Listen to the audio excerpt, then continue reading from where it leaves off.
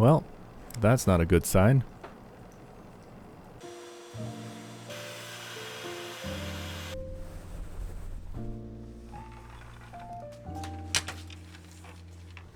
I woke up to a very specific sound this morning. And if you live with cats, and I live with 4, you already know it. That frantic pawing noise they make when they're trying to bury something. Except this time, it was coming from the white sofa. That sound usually means one of 2 things: a hairball or a genuine accident. It turns out one of them had a litter box mishap. One of them stepped in their own business and decided that the white sofa was the perfect place to distribute it.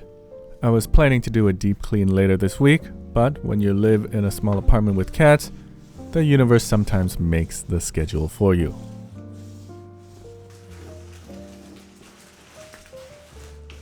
The plan today is just to start from top to bottom, sofa first, because if you don't do it this way, you may just end up recontaminating everything that you've already cleaned. I'll be using my trusty Diesel wet vacuum today, but before I even touch it, I have to do some manual work first, being removing as much loose hair and fur as possible, because once hair gets wet, it can turn into a paste and clog the machine. I also use wet wipes to lift the surface marks and prep the fabric.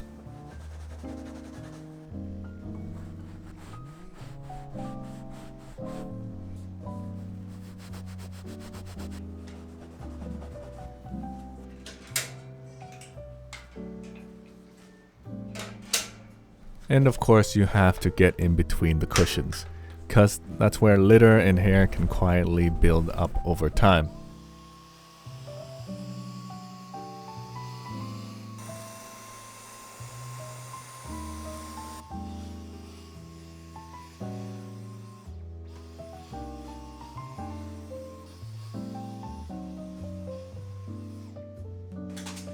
And I even take down the window hammocks.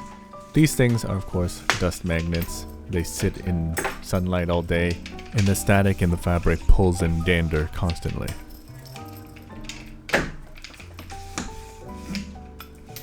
I'll lint roll them first and then give them a proper hand wash.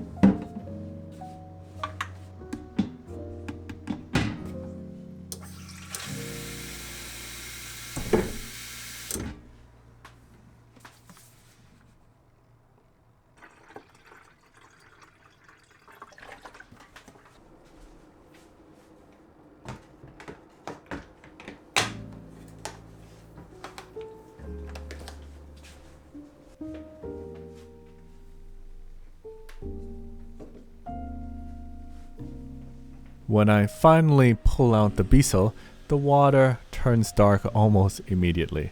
And honestly, it probably wasn't all from the accident. All winter, the cats have been huddled here for warmth. Body oils, dander, and dirt sink deep into the fibers, and also human messes, of course. It's a good reminder that in a multi-cat home, even when something looks clean, there's usually something more happening underneath.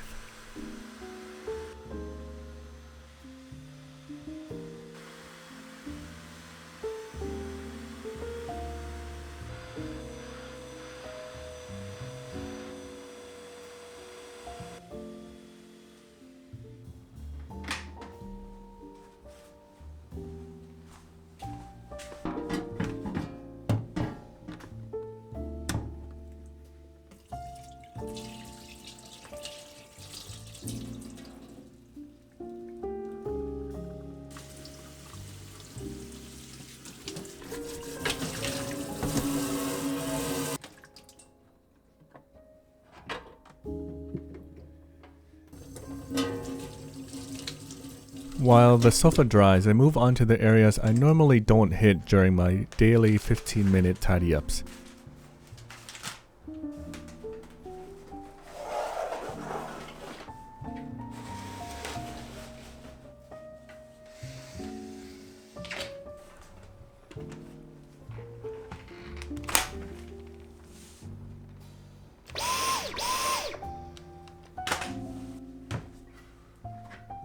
In small apartments, furniture creates these invisible dead zones, places where fur and dust and litter collect quietly because the robot vacuums can't reach them. Today that meant moving the walking pad and these plants, and every time I do, it's always a little surprising.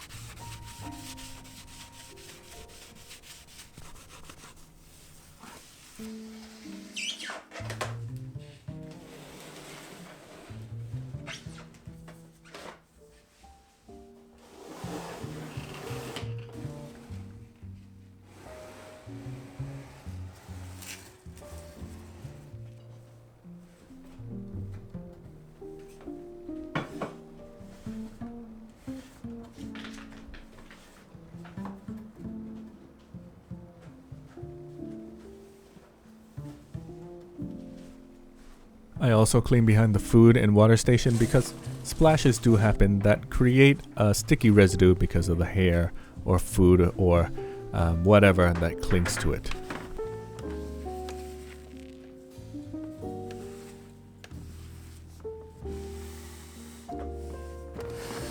Sometimes deep cleaning is quite a bit of physical work in a tight space, which is why placement matters so much.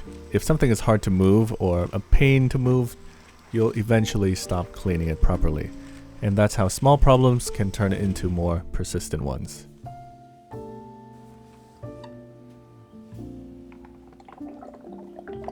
Since I'm already in this deep, I take time to service my precious employees that help me stay sane.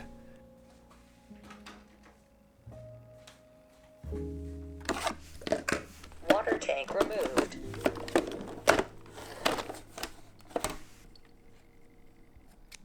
The robot vacuum has been putting in a lot of work recently, so I'll flip it over, cut the hair out of the rollers, and wipe down the sensors.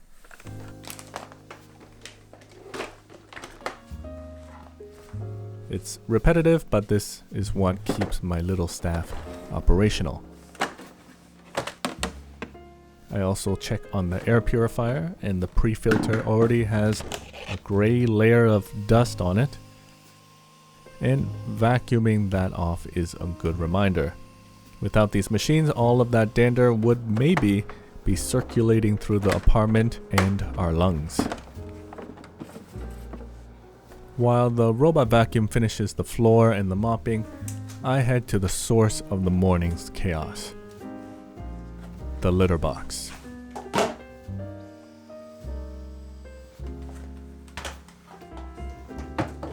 I'm pretty sure everything is in working order, but once a week I do a full wipe down. Plastic is of course porous, and it can trap smells over time, so I use an enzymatic cleaner to actually break down these smells instead of just masking it. It's easily the least glamorous part of living with cats, but it's necessary when these things happen.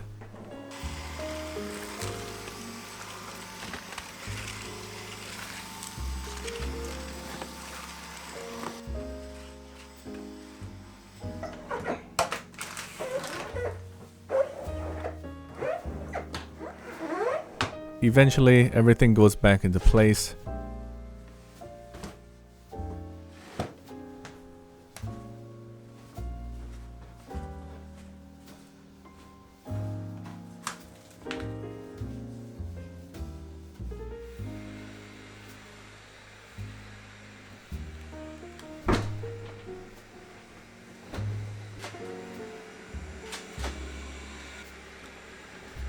the sofa, the mats, the window hammocks.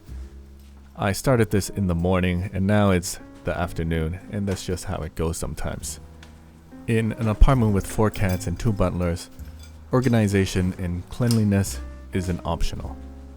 If you want to see the full setup of how I organize a small space to handle 4 cats without feeling cluttered, check this video out right here. Now I can finally have my late morning coffee.